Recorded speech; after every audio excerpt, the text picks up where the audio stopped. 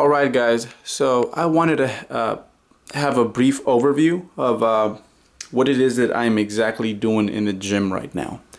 And it's a lower push pull.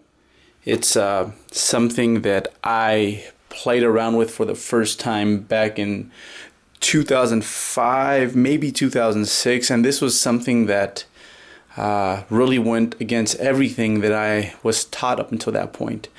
But at this point I had really committed to seeing what a higher frequency training, meaning hitting body parts on a more frequent basis, would do for me. And it worked, I'll tell you that. This, and along with the RPE scale, which we will go over in a bit, really changed the way I looked. That's pretty much when I can say, crap, that's when I started going from looking like a guy who lifts weights to a guy that this guy should compete. Okay, so let's jump into this. So I have a lower body day, a push day, and a pull day. Lower body day means that everything from the waist down is going to be hit on this specific day.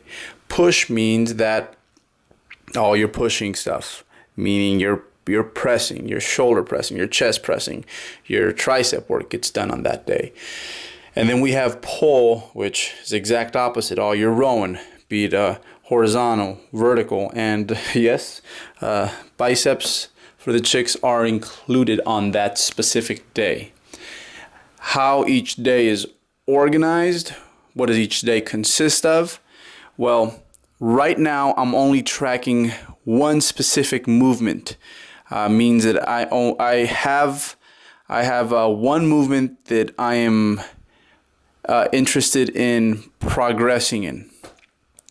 Each day has its own movement. Right now for lower body, it's squats. For push day, it's flat dumbbell press. For pull day, it's Pendlay rows or rows off boxes. Now, the way these days are rotated within a rotation, it's and just to really put it out, this is what it looks like. It's gonna be, I'm gonna have a lower body day, a push day, a pull day. I'm gonna rest. A lower body day, a push day, a pull day, and then I'm gonna rest, and then it just continues and continues. So no day, no specific workout is designated to a certain day in the week. So I don't have legs on Monday. They just fall one after the other, which means that, actually frequency is pretty darn high. However, one of the cool things about having frequency that's on the higher end of what I like to use is that you can actually skip days and it doesn't create backup. By backup I mean, if I have legs on Monday, I put it off, want to do it Tuesday, is gonna clash with the day that comes up on Tuesday if I did have a workout on Tuesday. So no backup. And again, sometimes things come up like 49er games on Sunday, or I'll have a show to go to on a Saturday, and it's okay to skip, or sometimes I just need it because I feel under recovered. So that's how the days fly by. What happens within each day? Oh, you guys are here to see my lower push-pull cycle, huh? Okay, just pay attention. Any questions will be answered afterwards. So now, intensities will fluctuate, and by intensity I don't mean can you make a face that will end up on the cover of Flex, or how much my quads burn, bro. Intensity, we got to find something a bit more objective. And intensity means, how heavy or how close to your 1 rep max were you going. And that's one thing I do rotate, is intensity throughout these days. So on the L's, they stand for light. And then the M here, that is medium. And then the H is heavy. So I have 2 light days, 1 medium day, and then 1 heavy.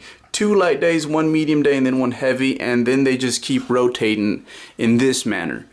This is the dosing that I think is right for me right now in terms of my recovery and how up until this point I think I make the most progress is having twice as many light days as I do heavy days or medium days.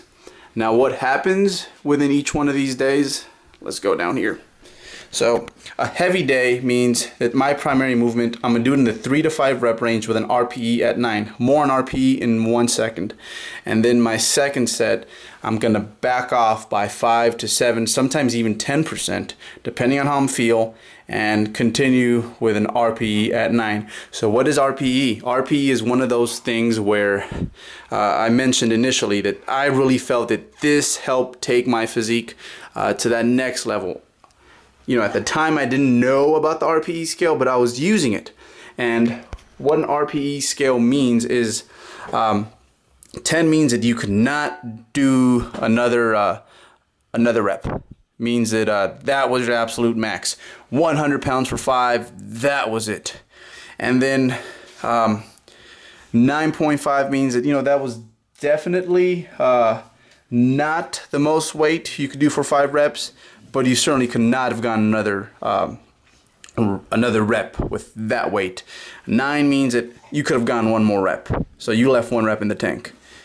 8.5, you know, it's about 2 reps in the tank. 8 means that there's about 3 reps in the tank, and this is something I think we all do. We all go through this. In our head as we're negotiating with ourselves as the set continues on whether or not we can do another rep or not. We just gave it numbers, and not taking credit for this. This is something that's been out there for a long time. It's something that just helps you organize what I think most of you are already doing. So, moving on. So 3 to 5 reps, RPE at 9.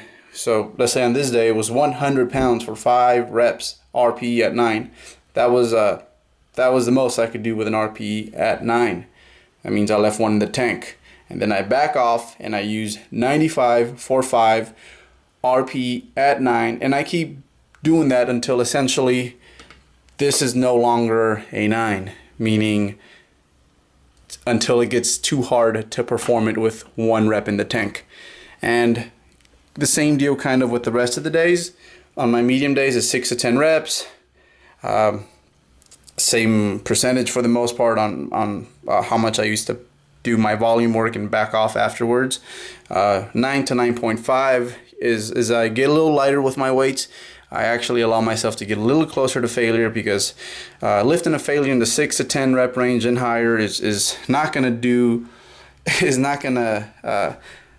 tear you up the way that lifting to failure in the 3 to 5 rep range will. So same deal here. Very similar to how I do my heavy days on my medium days. Light days is a bit different. I actually go until I can't do any more weight with any more reps with that weight in the 10 to 15 rep range. So in the RPE is at 10. And this is a bit different in that I start with a weight that I can do for 15, RPE at 10, and then I just continue until I can no longer get 10 reps with it. Or maybe I break form on the 10th rep, and that is essentially when I stop. So whenever I can meet 10 reps here, I stop and I move on. And one of the best things, I will end this here because I don't know how much you guys want to stare at a dry erase board with me, but one of the most awesome things that I got from the RPE scale is that, you know, we feel different every day. You don't wake up in the same mood every day, and we don't perform, nor should we expect ourselves to perform a certain way every day. And what the RPE scale does is that I wouldn't say it gives you an excuse for bad days, but it just really emphasizes the fact that, hey, you know, performance, like mood, like weight, like anything else, it fluctuates, it's up and down, and it lets us work within that day's limitations. So that's essentially my workout. Pretty simple, pretty straightforward. Everything after this, I just kind of freestyle it within reason. It's something that I've learned to do over time, and I stick again to what that day's capabilities are. So if it's a crappy day, there's a good chance I'm not going to be there that long. If it's a great day, I'm going to milk it. But that's my workout. Sorry it took so long. As you can see, my other students left, so hopefully you guys got something out of this. And from this point on, we won't be staring at the inside of refrigerators or seeing me walk around the gym. It'll be us getting our hands dirty.